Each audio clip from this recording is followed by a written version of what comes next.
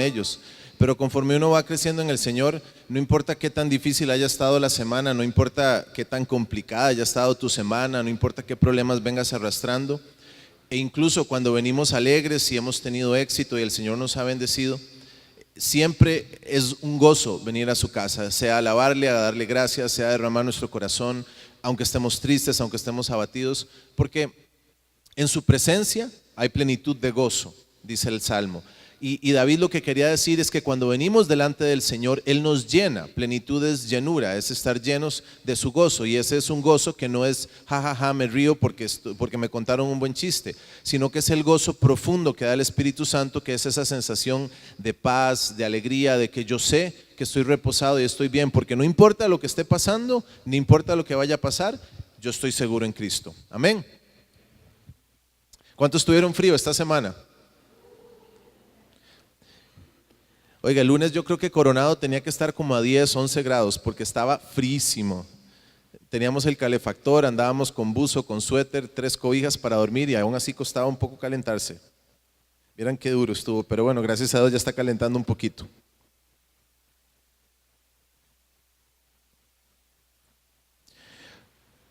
Yo le pido al Señor y le he pedido al Señor 3 cosas para este día. Lo primero que le pedí al Señor es que el Espíritu Santo sea el que hable hoy, sea el que revele su palabra, el que revele su verdad, y que esta verdad que hoy hablemos sea algo nuevo, o que sea algo que se renueve, porque muchas veces necesitamos reaprender cosas, muchas veces necesitamos borrar el disco duro, ¿verdad? O sacarse ese chip y poner un chip nuevo. Entonces, aunque haya cosas que hayamos leído antes en la palabra, o incluso que se nos hayan enseñado, yo le pido al Señor que renueve esa verdad, y si es algo que nunca habías escuchado, entonces que esa verdad nueva cale en tu corazón y que esa verdad, es lo segundo que le pido al Señor, transforme tu interior y desde tu interior te liberte, porque la verdad nos hace libres, dijo Jesús. Y en último lugar, lo otro que le pido al Espíritu Santo es que esa transformación que te trae libertad genere un cambio interno que se manifiesta en una acción de fe, en un cambio de actitud, en un cambio de aptitud también, que seas más hábil para vivir, pero que esto se convierta en un hábito, en algo práctico. Porque yo le pido al Señor cada día que cuando yo escudriño la palabra, que cuando yo aprendo la palabra, que cuando Él me enseña su palabra, o cuando me toca a mí enseñar su palabra, que esto produzca un cambio práctico, algo que sea útil para mi vida práctica, algo que se refleje en lo que yo hago todos los días, que no sea algo abstracto y que sea algo que se refleje a los que están al lado mío. Que al final de cuentas es lo que el Señor quiere, que nosotros reflejemos esta luz, esta palabra, a los que nos rodean.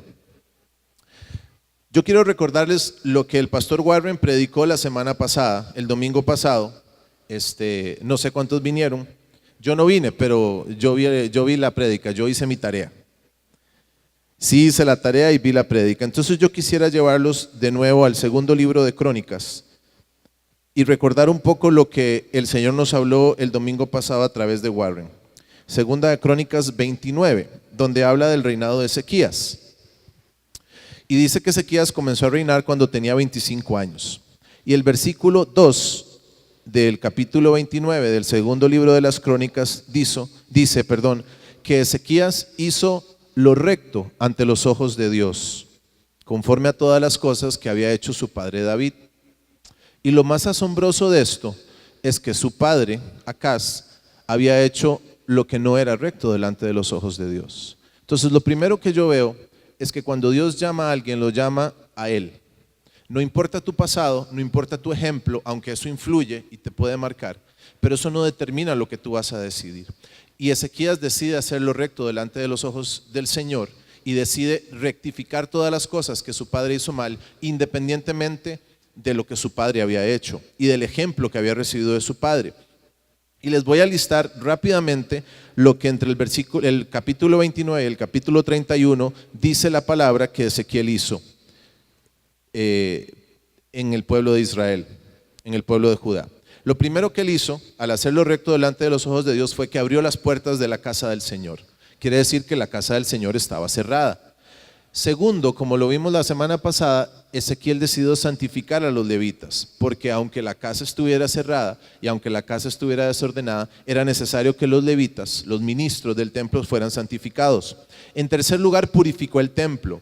Y en cuarto lugar, celebró la Pascua. Volvió a restablecer el sacrificio, la alabanza y la celebración al Señor. Y evidentemente empezó a ofrecer los sacrificios que se habían dejado de ofrecer. Y organizó a los levitas nuevamente que estaban desorganizados. Esto a mí de lo que habla es que Ezequiel restituyó el culto en el templo, ¿verdad? Y al restituir el culto en el templo estaba retomando lo que la ley ordenaba que debía hacerse en el templo, porque el templo estaba clausurado, el templo estaba muerto, el templo estaba cerrado. Pero además dice el versículo 20-21 del capítulo 30 que él destruyó los lugares altos. Y yo quisiera que fueran conmigo a ese versículo. Dice: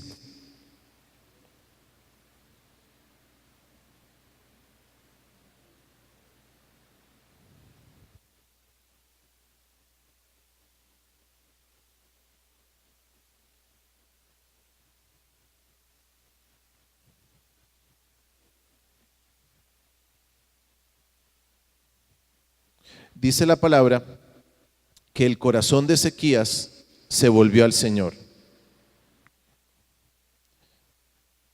y que en todo cuanto él emprendió en el servicio de la casa de Dios, versículo 21 del verso 31, de acuerdo con la ley y los mandamientos, buscó a su Dios, lo hizo de todo corazón y fue prosperado. Ezequías decide no solamente destruir los lugares altos, que eran los lugares donde se adoraba a los ídolos y había culto a Acera, que era una diosa falsa, una diosa pagana, sino que también él decide volverse de todo su corazón al Señor.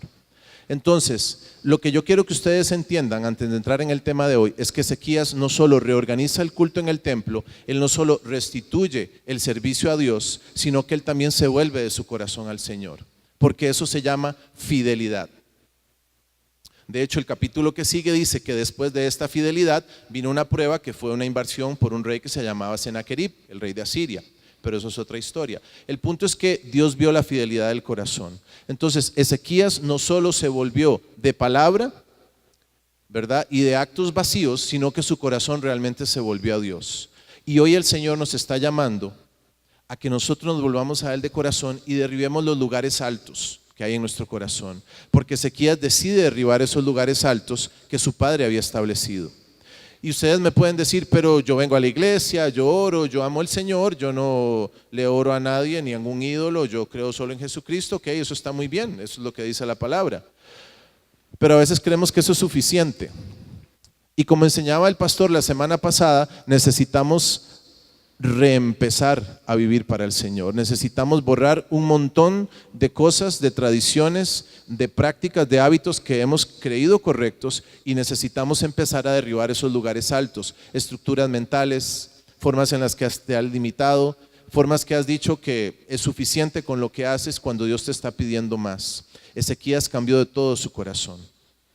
Y al cambiar de todo su corazón, todos los actos que él ejecutó a partir de ahí fueron de corazón, no fueron actos vacíos. Y dice el versículo 4: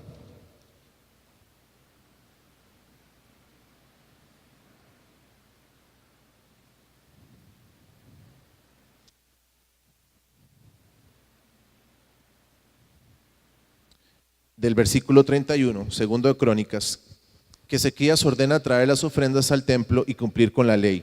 Y dice el versículo 4: mandó también al pueblo que habitaba en Jerusalén que dieran la porción correspondiente a los sacerdotes y levitas, para que ellos se dedicaran a la ley de Jehová. Porque las ofrendas eran para el templo, para que los levitas pudieran vivir y dedicarse al ministerio del templo.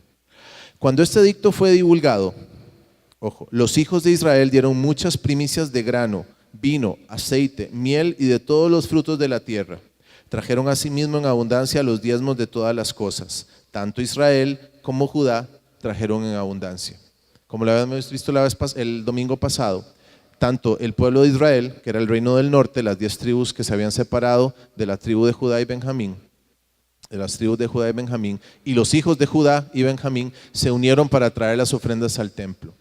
Entonces, aquí arranca lo que yo les quiero tratar de transmitir hoy de parte del Señor. ¿Cuál es mi primicia para Dios? ¿Qué es mi primicia para Dios? Porque cuando Ezequiel decide restituir el servicio en el templo y cuando Ezequiel decide derribar los lugares altos y hacer su corazón volverse a Dios enteramente y él de todo su corazón se vuelve al Señor, eso produce un efecto en el pueblo de ser generoso, de dar, de entregar más allá de lo que podían o más allá de lo que debían entregar. Y con todas sus fuerzas el pueblo llega y trae las primicias, y trae las ofrendas, y trae los diezmos al templo. Esa fue la consecuencia de volverse al Señor. Entonces muchas veces nosotros hemos creído, y mucha gente cree, que aquí venimos a la iglesia y el pastor nos saca el diezmo porque quiere un carro del año. O que venimos a la iglesia y aquí nos sacan la plata. A mí me lo han dicho montones de veces. Que aquí le sacan la plata, que yo le doy el diezmo del aguinaldo al pastor, que quién sabe cuánto le tocó de mi aguinaldo al pastor. Y hoy el Señor me ha dicho que tenemos que cambiar esa mentalidad desde lo profundo de nuestro corazón, porque estoy seguro que todos y cada uno de los que estamos aquí, porque a mí me ha pasado, en algún momento le hemos dado cabida a ese pensamiento y hemos tenido la tentación de pensar de que aquí nos sacan la plata. Pero cuando ustedes van a la palabra del Señor y se dan cuenta que la generosidad del pueblo fue un efecto de volver su corazón al Señor, entendemos que la Biblia nos enseña a dar desde el principio hasta el fin y no solo dinero. Si ustedes se ponen a analizar, la Biblia tiene aproximadamente entre 200 y 300 versículos que hablan de la fe, menos de 200 versículos que hablan del amor. Pero hay más de 2000 versículos en la Biblia que hablan del dinero, porque el dinero es importante para Dios y la forma en que tú manejas tu dinero refleja tu condición espiritual interna. Entonces, ya sabemos qué es el diezmo, conocemos las ofrendas, pero ¿qué son las primicias? ¿De dónde salen las primicias? Y yo quisiera llevarlos a Éxodo 22, 23 y 34 para que podamos entender qué es una primicia, dónde nacen las primicias y qué es lo que Dios espera que demos como primicias. En el original en arameo hay 3 palabras que describen al término primicias. Y el primero se menciona en Éxodo 22, 29, donde el Señor le indica a Moisés, cuando está dictando la ley, y le dice: no demorarás en traerme la primicia de tu cosecha ni de tu lagar. La palabra en original para este término que se traduce como primicia es una palabra que se dice melea, que quiere decir una promesa cumplida. Entonces, el primer concepto, la primera idea que tenemos que tener cuando hablamos de primicia es una promesa cumplida. Es una promesa que tú le haces al Señor y que debes cumplir. Pero no es una promesa cumplida de una sola cara, porque esta palabra melea viene de la raíz malé, que quiere decir abundancia, plenitud. ¿Y cómo funciona esto? Como les decía ahora, cuando venimos a la presencia del Señor tenemos plenitud de gozo, plenitud espiritual. Encontramos nuestro sustento, lo que necesitamos, ¿verdad? Cuando nosotros cumplimos nuestra promesa al Señor, ¿sí? Con la primicia, Él nos da plenitud y abundancia. Funcionan ambas vías. Es una moneda de 2 caras, ¿sí? Eso es la primicia. Esa abundancia, esa plenitud que hace que yo cumpla mi promesa, y es un círculo. Es un círculo que sigue y sigue y sigue. Dios me da, yo le doy, Él me da más, yo le doy más, y así funciona la primicia. Segundo término, Éxodo 23, 19 dice: las primicias de los primeros frutos de tu tierra traerás a la casa de Jehová tu Dios. Este término primicias viene de una palabra en arameo que se dice rejit, y esta palabra rejit quiere decir lo primero en orden, lo primero en rango y lo preeminente o lo que tiene preeminencia, o sea, lo más importante. Entonces nuestra primicia no es solo una promesa que debemos cumplir a partir de la abundancia y plenitud que el Señor nos da, y entramos en el círculo de la bendición, ¿verdad? Y no estoy hablando de un círculo falso de prosperidad, donde yo compro mi milagro y le doy a Dios para que Él me dé, es una cosa enteramente diferente. Es un principio bíblico donde yo siembro y cosecho y le sigo dando al Señor. Pero además, la primicia es aquello que tengo que hacer de primero, no de último, de primero. Mi ofrenda al Señor debe ser lo primero, ¿sí? Debe ser lo más importante, aunque te cueste, aunque sea difícil. Porque el Señor sabe que cada 5, que cada colón, que cada 1000 colones que tienes en tu cuenta, en tu billetera, te costó ganártelos. ¿A cuántos les regalan la plata? Ok, no, a mí tampoco. ¿Cuántos se pueden levantar a las 10 de la mañana, desayunan a las 11 de la mañana, se van a pasear al mall, a las 5 de la tarde vuelven a la casa a ver la novela, a ver las noticias y se vuelven a acostar y dicen, hoy tuve un día muy productivo, y les cae la plata del cielo? ¿A alguno le pasa eso? Uy, no, qué dicha, porque a mí no, un día lo intenté y vieran qué mal me fue. El Señor sabe que la plata nos cuesta, el Señor sabe que es el fruto de tu esfuerzo y del sudor de tu frente, pero aún así Él te pide lo primero, aunque te cueste, porque Dios quiere que hagas el esfuerzo, que des sacrificio, y no solo con tu dinero, eso lo vamos a ver más adelante, sino con tu vida. Porque a veces pensamos en primicias y pensamos en dinero, pero ¿cuál es la primicia de tu tiempo? ¿A quién le dedicas los primeros 20, 25, 30 minutos de tu día? ¿A la cama? ¿15 minutos más de dormir? A mí me pasa, me cuesta mucho levantarme temprano y mi esposa no me deja mentir y mi hijo tampoco. Por dicha él es dormilón igual que yo. ¿A quién le dedicas la mejor parte de tu esfuerzo en el día? ¿Quién es tu primer pensamiento en la mañana? ¿A quién le estás dando las primicias de tu tiempo, de tu pensamiento? Si nos pusiéramos muy matemáticos con el diezmo y yo doy el 10% de mi tiempo al Señor, eso implica 2 horas y media más o menos de mi día. Cuando yo logré dedicar 2 horas y media de continuo a alabar, a orar y a estudiar la palabra todos los días, híjole, estamos volando todos. Nos cuesta, yo sé que nos cuesta. Entonces, la primicia es esa promesa cumplida a partir de su abundancia, pero debe ser también lo primero, lo más importante en rango y preeminencia. Y en tercer lugar, la primicia dice que es la primera cosecha. Dice Éxodo 34:22, también celebrarás la fiesta de las semanas, la de las primicias de la cosecha del trigo y la fiesta de la cosecha a la salida del año. Y aquí el término primicias viene de una palabra en el original que se dice bikur, que quiere decir la primera cosecha, lo primero que brota de la tierra. Pero además viene de una raíz que se dice bakar, que quiere decir abrir o romper la matriz, lo que primero abre la matriz. De ahí viene el término primogénito también, ¿sí? Lo primero que brota de la tierra.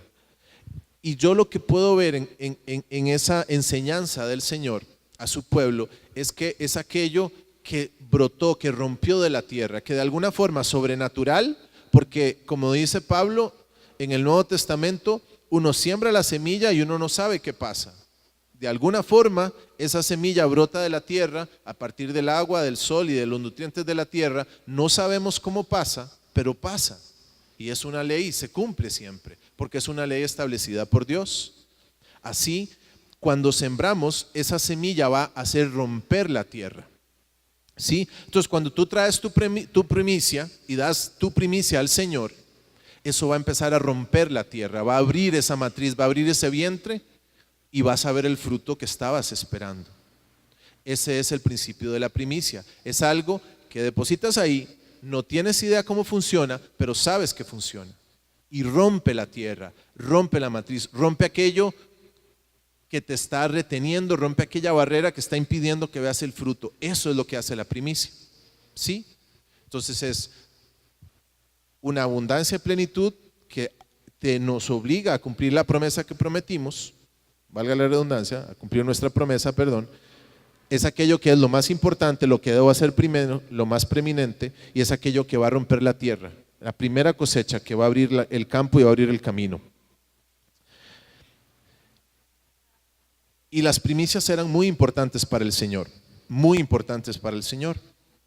Eran tan importantes que vean lo que dice Números 28-26.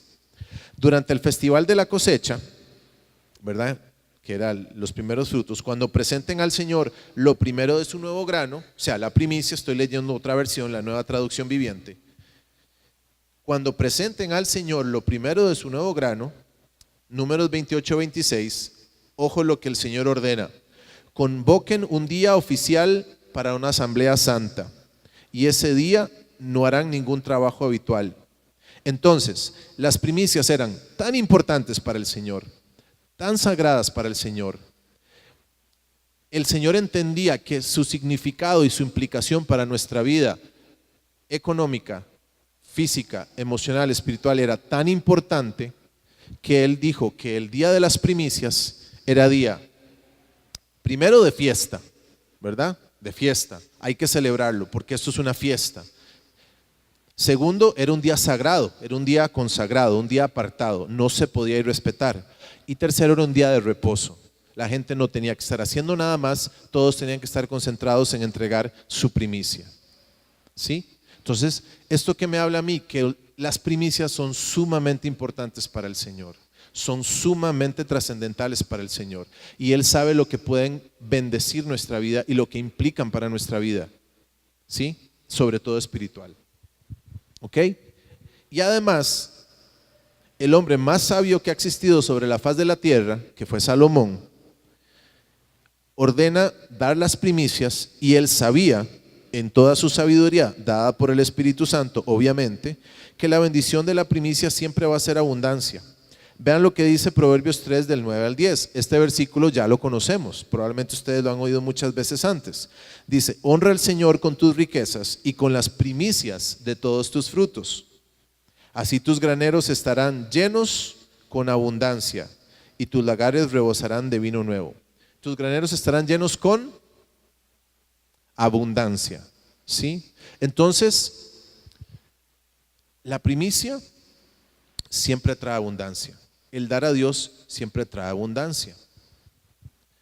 El problema es que nosotros queremos la abundancia y las bendiciones sin la obediencia.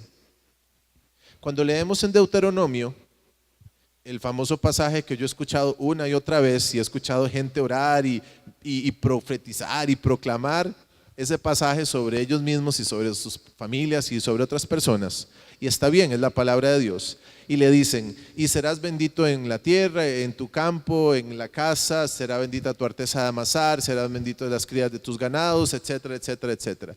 Todo eso suena muy bonito, y son como 8 o 9 versículos de bendiciones. El problema es que no leemos los 10 versículos anteriores, donde tenemos que obedecer la ley de Dios para que todo eso suceda.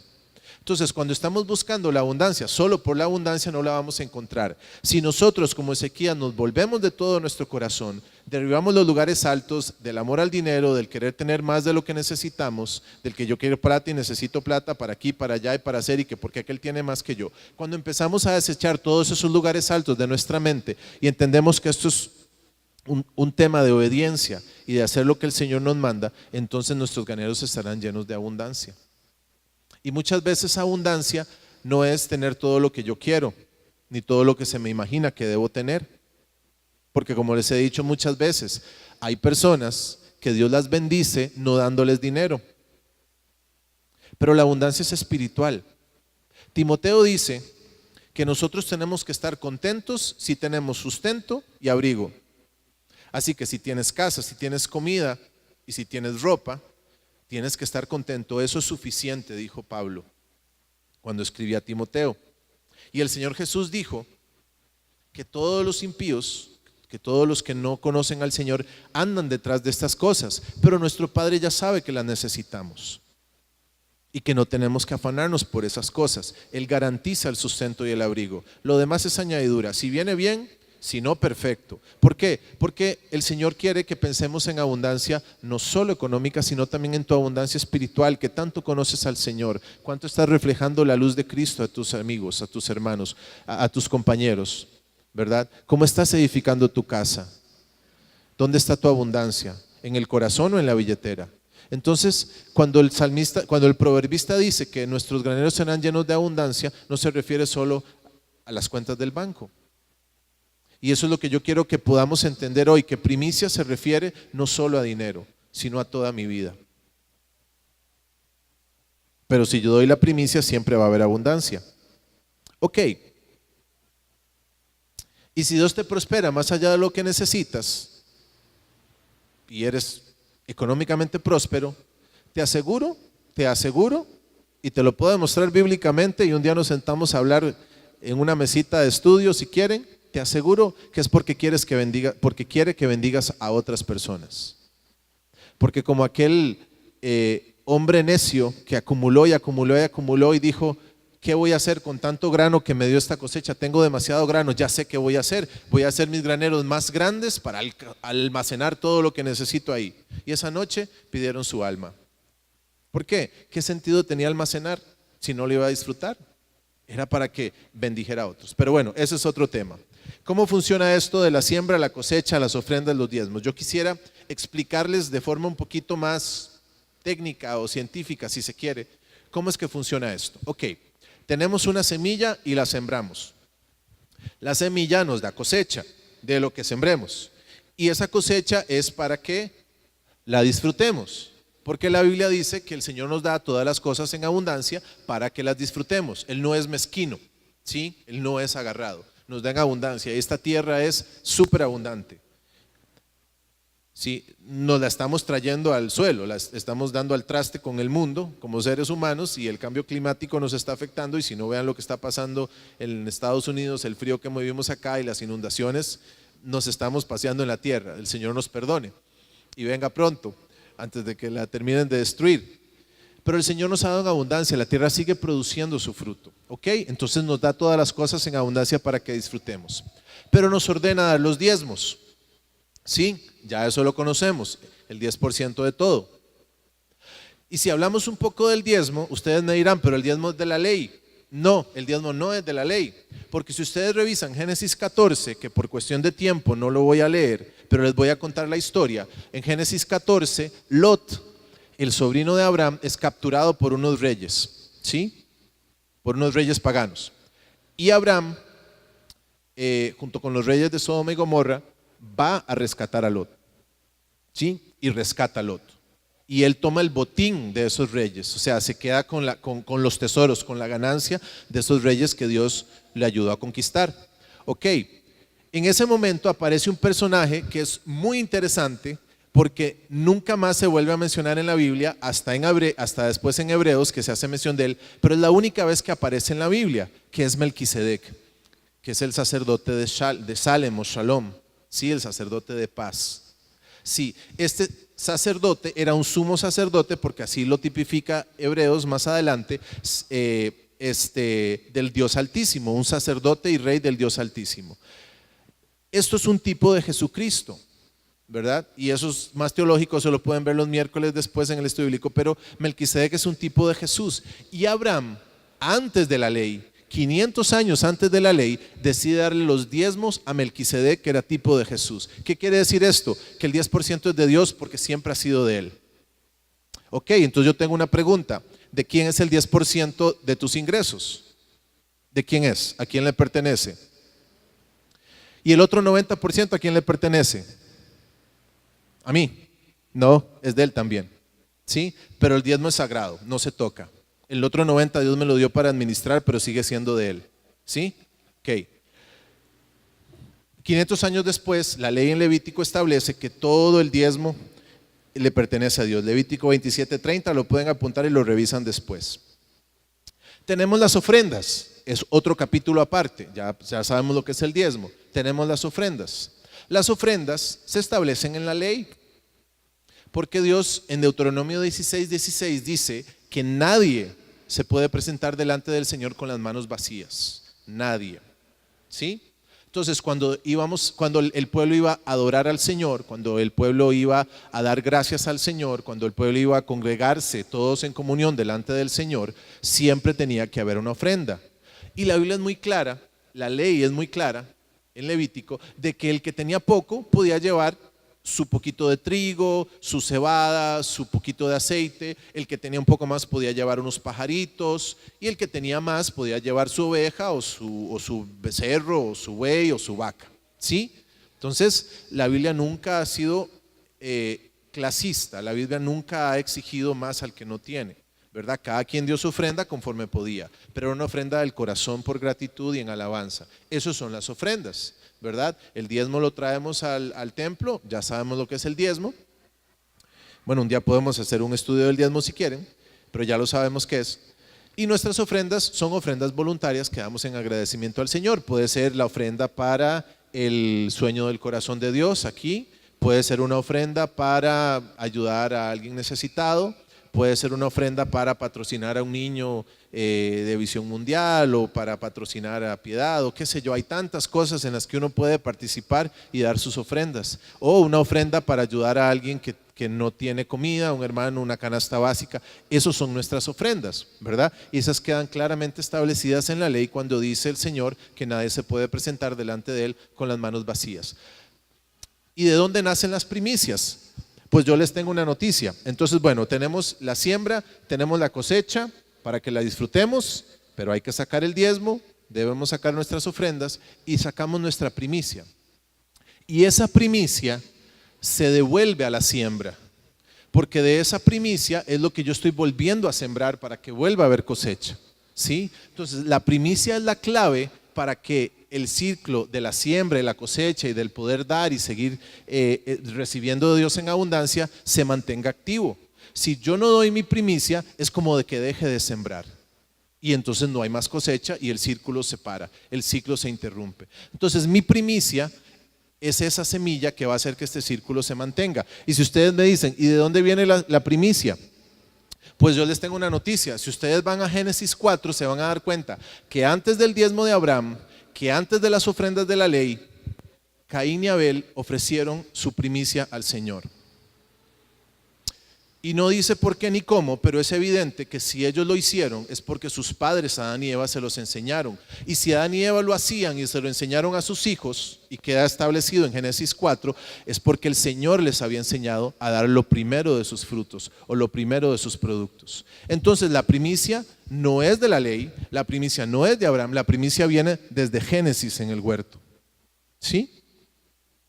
De hecho, ustedes saben la historia, la triste historia de Caín y Abel. Abel ofreció lo mejor, ustedes lo pueden leer, por cuestión de tiempo no se los voy a leer, pero la Biblia dice que Abel ofreció lo mejor de su ganado, de sus ovejas. Y Caín trajo lo que primero se le ocurrió de sus frutos. Y no tenemos que malinterpretar esto como muchas veces se hizo y en algún momento me lo enseñaron y lo tuve que desaprender, que Dios rechazó a Caín porque Caín trajo frutos de la tierra y Dios quería un animal. No, eso no es así. Fue simple y sencillamente la actitud. Abel trajo de lo que él producía, Caín trajo de lo que él producía. Pero Abel fue con la actitud y el corazón correcto y dio lo mejor para el Señor. Y sacrificó lo mejor para el Señor. Caín, con una actitud negligente, dijo, no le voy a dar lo mejor es para mí, le doy lo que sobra o le doy esto que está podrido, no sé. Pero al Señor le agradó la actitud de Caín, porque no hubo sacrificio de corazón. Porque como les dije, el Señor sabe que nos cuesta, pero eso es lo que Él demanda. ¿Recuerdan ustedes cuando David, el rey, se le metió el agua, que a veces le pasaba, se enorgulleció, se enalteció y dijo, híjole, qué reino más carga tengo yo, voy a ver cuánta gente tengo en este reino?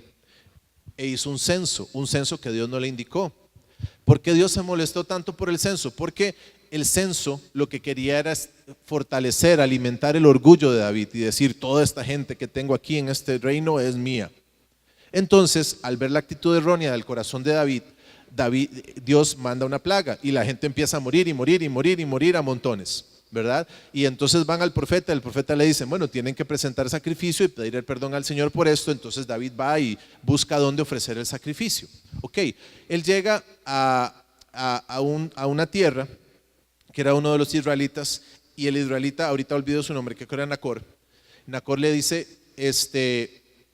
te la regalo, tú eres el rey, yo te regalo esta tierra para que sea tuya y hagas ahí el sacrificio al Señor y pidas perdón. Y David le dice unas palabras muy sabias, no, te la pagaré por tu justo precio, porque yo no voy a ofrecer un sacrificio a mi Dios que no me cueste nada. No voy a ofrecerle al Señor algo que no me cueste, algo que no tenga que sacrificar. Y David tenía eso muy claro. Y las primicias son así.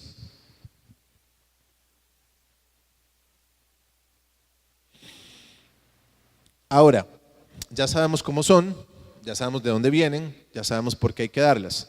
Ahora, ¿cómo debo yo entregar mis primicias? Y yo sí quisiera que me acompañen ahora a Deuteronomio 26 del 10 al 11.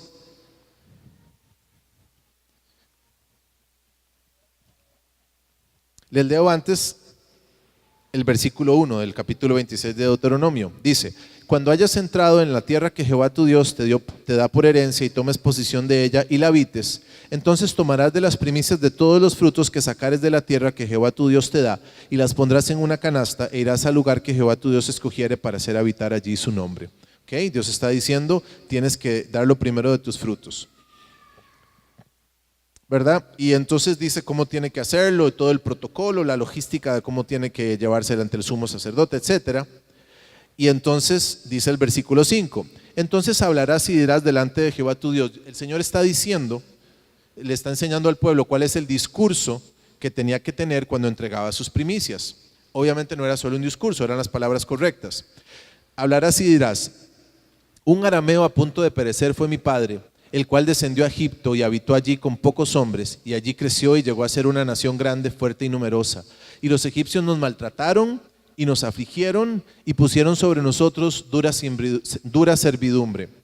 ¿Cuántos se identifican con eso? ¿En algún momento estuvieron maltratados, afligidos y en dura servidumbre? ¿Alguno se identifica con eso? En su vida pasada alguien estuvo en aflicción, sufriendo, oprimido, esclavo.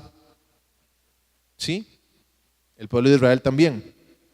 Y clamamos a Jehová, el Dios de nuestros padres, y Jehová oyó nuestra voz y vio nuestra aflicción, nuestro trabajo y nuestra opresión. Y Jehová nos sacó de Egipto con mano fuerte, con brazo extendido, con grande espanto y con señales y con milagros. Y nos trajo a este lugar y nos dio esta tierra, tierra que fluye leche y miel. Por eso se dan las primicias. Esto es lo que el Señor quería que el pueblo entendiera y que quiere que hoy entendamos.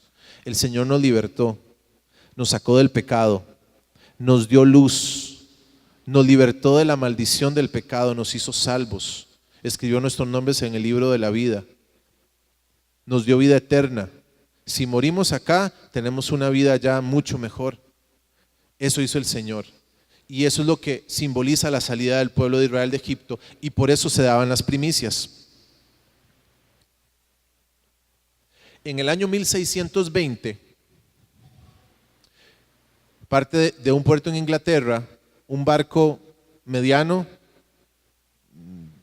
no muy bien construido, débil, pequeño en su fuerza, con un poco más de 100 personas que salían de ese país buscando libertad religiosa, buscando huir de la persecución religiosa en la que se encontraban en su país. Algunos les llamaron los puritanos. Estas 100 personas llegan a la costa de Estados Unidos, en el puro norte, muchos meses después de zarpar, con muy duras penas, pero ese barco que en otras condiciones no hubiera resistido, que se llamaba el Mayflower, llega a esa costa. Un año después, el 50% de esas personas, como 50 personas, habían muerto, incluyendo un niño que había nacido en el barco en el viaje. Por la inclemencia del tiempo, por lo difícil de la tierra, era gente que no conocía esa zona, no sabía cómo subsistir en la selva, ¿verdad? Ellos se arrodillan y claman al Señor porque venían buscando libertad religiosa.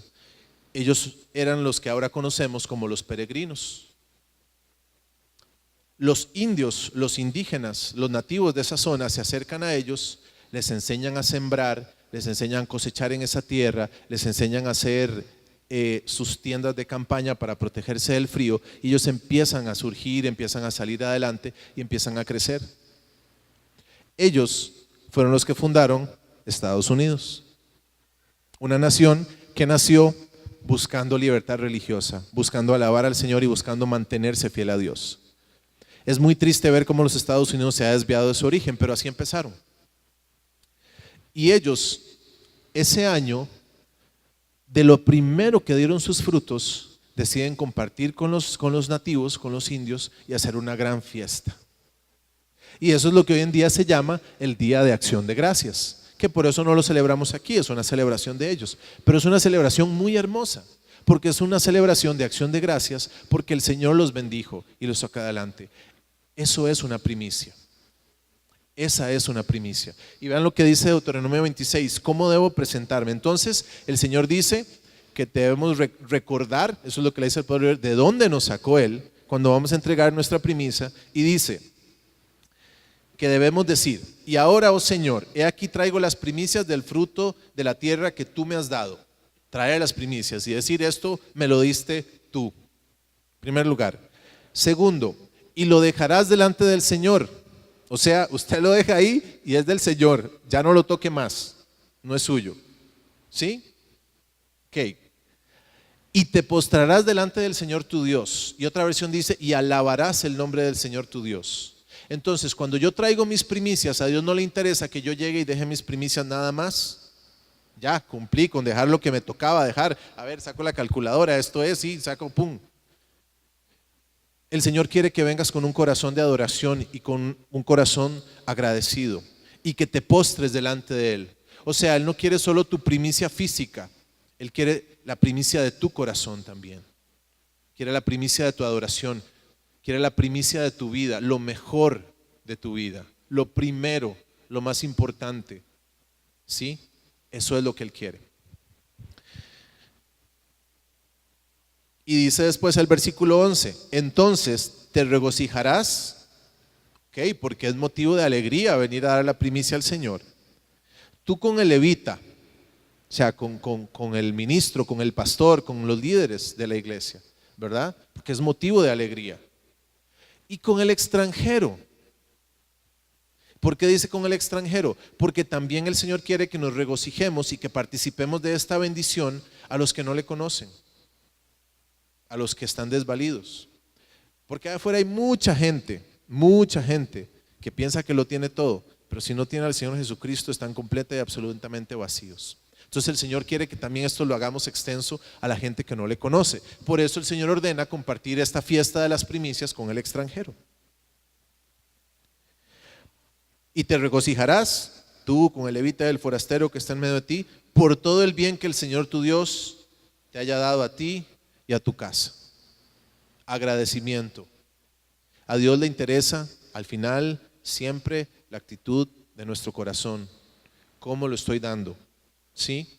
En alabanza, en adoración, con acción de gracias, o por cumplir. Y la línea es muy fina, a veces perdemos el hábito de dar con agradecimiento y nada más damos por cumplir. Que el Espíritu Santo nos ayude siempre a recordar que cuando estamos dando de nuestro dinero, de nuestro tiempo, que sea lo mejor que podamos dar al Señor con acción de gracias. ¿Sí?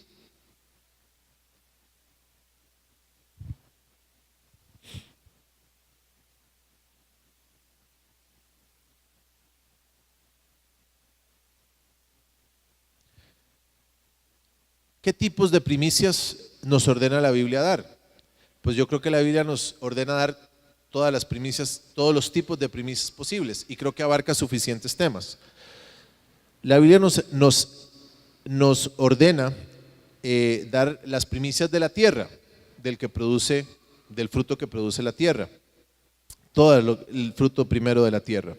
También la Biblia es muy clara en que debemos dar el fruto primero de la masa, de los granos, de todo lo que se amasa y se amasija, como pan y tortas, ¿verdad? Porque había gente que se dedicaba a eso. También la Biblia habla en el Antiguo Testamento que había que dar las primicias de todos los líquidos valiosos, del aceite, del vino, de los perfumes, ¿verdad? Entonces, probablemente ninguno de nosotros aquí se dedica a producir perfumes, o se dedica a producir aceite, o se dedica a producir vino, creo yo. Pero el vino, el aceite y el perfume siempre serán tipos, símbolos de nuestra dedicación al Señor. De cuánto me dedico yo al Espíritu Santo, de cuánto me dedico yo al Señor, de cuál es mi mejor vino, que es lo que hemos ido aprendiendo también en los domingos anteriores. Entonces también la Biblia tipifica eso. De toda la lana y los tejidos, pero también el Señor ordena dar las primicias de nuestro trabajo, porque la mayoría de nosotros ya no producimos en el campo, ni producimos sustancias, sino que trabajamos, ¿verdad? Entonces, el Señor quiere no solo que tú le des el primer cheque, o decir, Señor, el primer cheque del mes de marzo del 2016 es mi primicia para ti, ¿verdad? O el primer ingreso de la primera semana del mes de marzo o de este lunes, lo que entre este día de dinero, esa es mi primicia para ti. Eso está bien, hay que proponerlo en el corazón. Pero Dios quiere que nosotros le demos la primicia de nuestro trabajo. ¿Y eso qué quiere decir? Que todo lo que hagamos en nuestro trabajo, lo hagamos como para el Señor. ¿Sí? Porque tu jefe no es tu jefe. Tú no trabajas para tu jefe. Y si tienes una empresa, tú no trabajas para ti mismo. Tú trabajas para el Señor. Tienes un jefe y el Señor tal vez te dio una empresa o un negocio para que lo administres. Pero tu jefe sigue siendo el Señor. Tú tienes que agradar al Señor. Entonces, si yo traigo mi primicia y doy mi sobrecito con mi primicia, pero soy un mediocre en mi trabajo, no le hago caso a mi jefe, no hago lo que tengo que hacer, le robo tiempo a la empresa navegando en Facebook o mandando WhatsApps mientras debería estar trabajando, o me quedo afuera más de lo necesario después del almuerzo, no estoy dando mi primicia al Señor. Porque no es si tu jefe te ve o no te ve, o si tus empleados te ven o no te ven. El Señor te está viendo. Entonces, la primicia de tu trabajo es que hagas tu trabajo con excelencia, como si lo hicieras para el Señor, a pesar de lo que haya aquí, jefes o no jefes o lo que haya. Porque la Biblia nos dice, y podemos hablar un día de ese tema, que nosotros debemos honrar a nuestros jefes aunque sean insoportables. Y así lo dice en una de las versiones. Así que tú no estás ahí para agradar a tu jefe únicamente. No estás ahí únicamente para, tienes una empresa y producir dinero y que todo salga adelante. Tú estás ahí para hacer las cosas como para el Señor. ¿Sí? Y Él quiere que nuestro trabajo o lo que hagamos en el día a día sea un instrumento para que Él pueda mostrar su gloria a otras personas. Pero si tú no eres honesto en tu trabajo y no eres íntegro en tu trabajo y no das lo mejor y lo más importante de tu trabajo como si lo hicieras para el Señor, entonces ¿qué testimonio puedes dar? No lo puedes hacer. No podemos ser inconsistentes. Es lo que hemos venido hablando. Necesitamos cambiar el chip desde adentro, ¿sí? Porque lo de afuera refleja lo de adentro. Y la Biblia dice en Deuteronomio 8:18, acuérdate del Señor tu Dios, porque Él es el que te da el poder para hacer las riquezas, con el fin de confirmar su pacto que juró a tus padres como en este día. Él es el que nos da el poder para hacer las riquezas. Así que todo eso que tú crees que carga, que yo produzca, que yo aquí, que yo levanté mi empresa, que yo soy muy bueno en mi trabajo, que me ascendieron de puesto, al final tienes que reconocer que nada viene de ti. Dios es el que te da el poder de hacer las riquezas. Dios es el que controla todo. Dios controla cuánto tienes, cuánto no quiere que tengas. Dios controla cuánto te puede dar y cuánto sabe que no te puede dar. Y Dios controla tu posición y tus ascensos. No es tu jefe el que controla tus ascensos, es Dios. Él es el que mueve y quita. Los reyes de la tierra, dice Salmos, Él los maneja como un río, como Él quiere. Como un río, Él dirige las aguas hacia donde quiere el corazón del rey. Eso dice el Salmo. Perdón, un proverbio. Así que Él es el que sigue controlando, ¿verdad? Entonces, Dios es el que te da el poder para las riquezas. Todo viene de Él. Y además, Dios quiere las primicias de tus dones también. Y aquí es donde a veces fallamos. Porque todos tenemos dones. Entonces, que nadie me diga que yo me quedo aquí sentado sin hacer nada porque yo no tengo ningún don. Porque la Biblia dice que el Señor Jesús, después de morir, fue a los lugares profundos y llevó cautiva la cautividad y dio dones a los hombres. Así que Dios nos dio dones a todos y la Biblia lo enseña. Así que, ¿cuál es el don que no le estás dando al Señor? Él quiere las primicias de tus dones para Él. Está bien que tu don, tu habilidad natural, tu diseño interno lo uses para trabajar y para producir, pero Él quiere que se lo des primero a Él. Y si tú tienes dones que no estás usando para su obra, y entiéndase que no necesariamente tiene que ser aquí en la iglesia, afuera hay mucho trabajo por hacer. La gente afuera necesita mucho.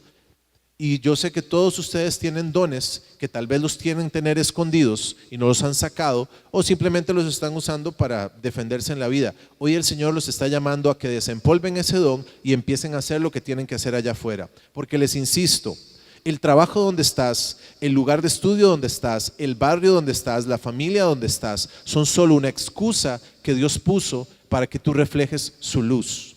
Y si tú no le das las primicias de tus dones, lo mejor de tus dones, y los pones a sus pies para su servicio, primero, no estás cumpliendo el propósito por el cual estás en esta tierra. Y dice la Biblia en Ezequiel 20, versículo 39, y en cuanto a ustedes, oh casa de Israel, así ha dicho el Señor Dios, si a mí no me escuchan, vaya cada uno tras sus dioses y sírvalos, pero no profanen más mi santo nombre con sus ofrendas y sus ídolos. ¿Y qué es lo que está diciendo el Señor? Ok, si usted no quiere estar conmigo, no me quiere servir, no me quiere traer sus ofrendas, vaya detrás de los ídolos que quiera, pero decídase. Si se va a ir, se va, pero si se va a quedar, se queda. Pero no esté mezclando las cosas. Basta ya de sus ofrendas y sus ídolos. O se quedan con los ídolos o me traen las ofrendas a mí. ¿Por qué? Porque el Señor busca que sea tu corazón el que cambie. Y hoy el Señor te está llamando a que cambies tu corazón, a que dejes que Él cambie desde lo más profundo tu corazón, para que entonces empieces a entregar todo a Él y te rindas por completo a Él. El Señor es un Dios celoso. El Señor nos anhela celosamente. Y cuando dice celoso, la Biblia no está hablando de la celopatía que se habla en psiquiatría, en psicología, y los hombres y mujeres que son enfermos de celos y que son celópatas. No. Está hablando de un término totalmente diferente. El celo es un fuego interno, eso es lo que quiere decir la palabra en original. El celo es un fuego interno que consume, algo que lo quema por dentro, de amor por nosotros. Y es tan fuerte esa pasión por nosotros, por usted y por mí y por todos, del Señor, que Él no quiere compartirnos con nadie. Entonces, como le dijo una vez al pueblo de Israel, ustedes escogen. O se quedan abajo en el monte o suben hasta acá, pero a medias no. Y Él está diciendo en Ezequiel, o se van tras sus ídolos o me adoran de todo corazón. Y la palabra puede sonar dura y me pueden decir, esto es el Antiguo Testamento, el pueblo de Israel estaba en pecado, sí, pero es la misma situación hoy en día, porque tenemos muchas cosas en nuestras vidas que no queremos entregar, que no queremos soltar y que sabemos que no están bien. Que son cosas que nos van drenando, que nos van minando, que nos quitan tiempo, energía, que podríamos estar invirtiendo en el Señor y en otras personas.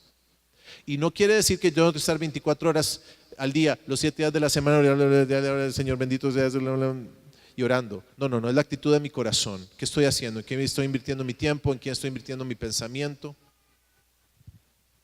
Yo te desafío hoy para que esta semana, en la noche o en la mañana, cojas una hora o media hora de cualquier cosa que haces, que no sea mala, que no es mala necesariamente, ver televisión, oír radio, leer el periódico, hablar por teléfono, ver Facebook, cosas que no son necesariamente malas, pero te invito y te reto a que sacrifiques media hora por lo menos de eso que haces en la mañana, en la tarde, en la noche y lo dediques a estudiar la palabra, a orar, a interceder por alguien, o que lo dediques a pensar en quién puedes ayudar, sacar un dinerito, comprar un diario para alguien que sabes que no tiene en el barrio, inviértelo en el reino de los cielos, no en los tesoros del mundo, porque ahí se corrompen, ahí se rumbran, se los come el comején.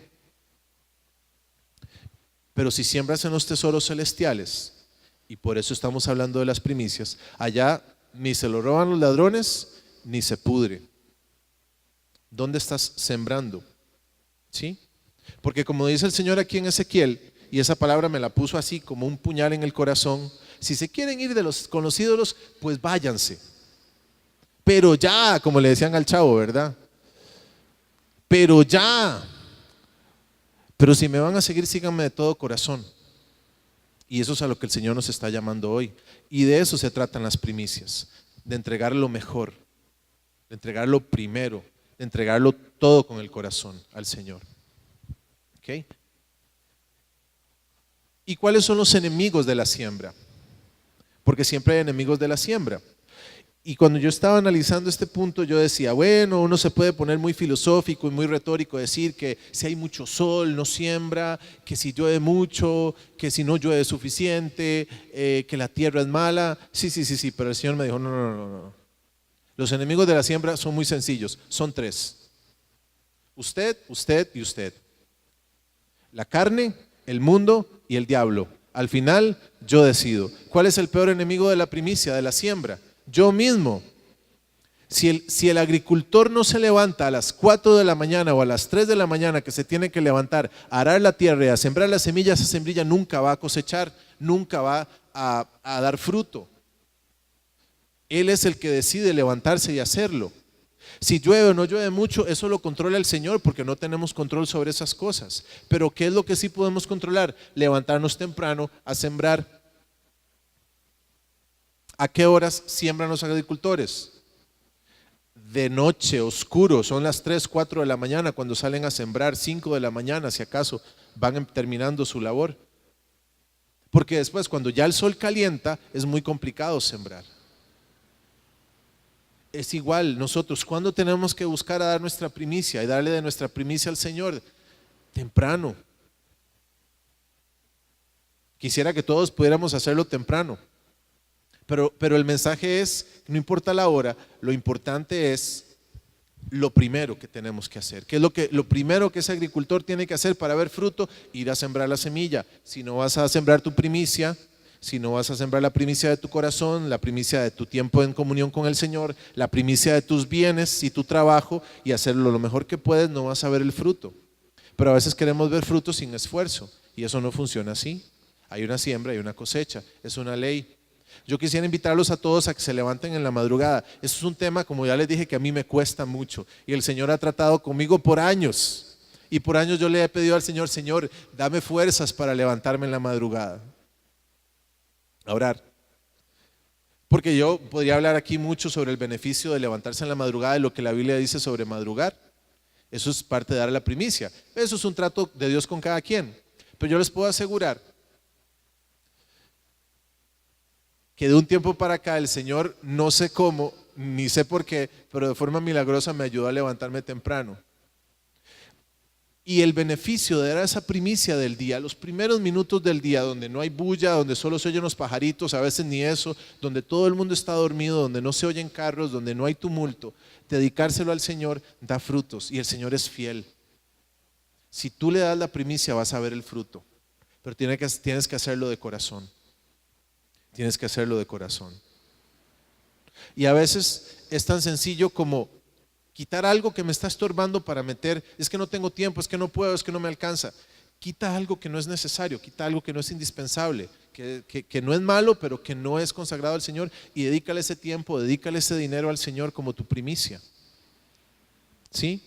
Porque yo descubrí una cosa, que si yo me quería levantar media hora más temprano para poder tener comunión con el Señor en ese momento, vieran qué curioso, si me acuesto media hora más temprano en vez de quedarme media hora viendo tele, porque a esa hora la verdad es que solo tonteras y nada bueno hay en tele, me cuesta menos levantarme. Ay, qué genio, ¿ah? Científico. Pues obvio. Entonces muchas veces para poder darle la primicia al Señor vas a tener que renunciar a algo y dejar algo de lado. Y el Señor te va a indicar qué es. Pero vas a tener que sacrificar algo para darle la primicia al Señor, sí, así es. Y tú decides. Así que el peor enemigo de la primicia somos nosotros mismos. Y al final yo quiero, para concluir, llevarlos a 2 Corintios 8:8. Sí, 2 Corintios 8:8. En el versículo 8 de Corintios, Pablo le está escribiendo a la iglesia de Corintio y les está contando que las iglesias de Macedonia, que era una región un poco más alejada de Corinto, en medio de su gran pobreza y gran tribulación, porque tenían mucha necesidad económica, eran iglesias que no eran tan pudientes económicamente, pero aún así, ellos dentro de toda su pobreza y en tribulación, porque estaban en persecución, ellos decidieron dar de su dinero para la ofrenda para los santos. Hicieron el esfuerzo de dar la primicia y sembrar y dar la ofrenda para los santos. Los corintios eran mucho más solventes económicamente y habían dicho que lo iban a hacer, que sí, él dice, el año anterior ustedes empezaron con la iniciativa y Pablo los insta, den ustedes también para la ofrenda, no se excluyan de participar de esta gracia, de este regalo que es el dar, de esta bendición que es el dar. Y en el versículo 8 les dice algo con lo que quiero concluir. No hablo como quien manda, o sea, no les estoy dando una orden, sino para poner a prueba por medio de la diligencia de otros, o sea, poniéndoles como ejemplo lo que hacían los de Macedonia, también la sinceridad del amor vuestro. Porque al final de cuentas, yo estoy convencido de una cosa, todo esto de las primicias, todo esto del reino de los cielos, se termina resumiendo en el amor que tenemos en nuestro corazón. Y Pablo les dice, no se los estoy ordenando, nada más quiero que vean lo que ellos hicieron en Macedonia para poner a prueba la sinceridad de vuestro amor, porque yo no quiero que ustedes den por obligación o porque yo se los estoy ordenando, dice Pablo. Yo quiero que ustedes den porque les nace del corazón. Y si todo lo que yo les dije anteriormente suena como un mandato, porque Dios lo dice en su palabra, borren todo eso y acuérdense, ¿por qué vamos a dar? Por amor, porque amamos al Señor. Porque de nada me sirve profetizar, hablar en lenguas humanas y angélicas, de nada me sirve dar todos mis bienes a los pobres y dar mi cuerpo para ser quemado, porque si no tengo amor, eso es hueco, es vacío, no sirve de nada. Entonces, al final de cuentas, todo esto que yo les he tratado de transmitir se resume en que lo vamos a hacer, sí, claro, en obediencia al Señor, pero mi obediencia no está motivada por que la palabra me obliga a hacerlo y porque la ley me condena si no lo hago, no. Y tampoco lo voy a hacer porque Dios me va a bendecir y como yo quiero que Dios me bendiga y ser prosperado, yo lo voy a dar. No. Barramos todas esas ideas negativas de la cabeza y del corazón. Yo voy a sembrar por amor al Señor. Porque si todo es de Él y Él me lo dio todo, ¿cómo no le voy a dar lo que me está pidiendo? Si al final de cuentas no es mío. Y al final de cuentas Él es el que me sustenta. ¿Sí? Entonces, la primicia de tu vida, la primicia de tu dinero, la primicia de tu trabajo, la primicia de tu corazón, mi primicia para Dios va a ser de todo corazón, de lo profundo de mi corazón, por la sinceridad del amor que Dios ha depositado en nosotros. ¿Sí? Amén. Que Dios les bendiga.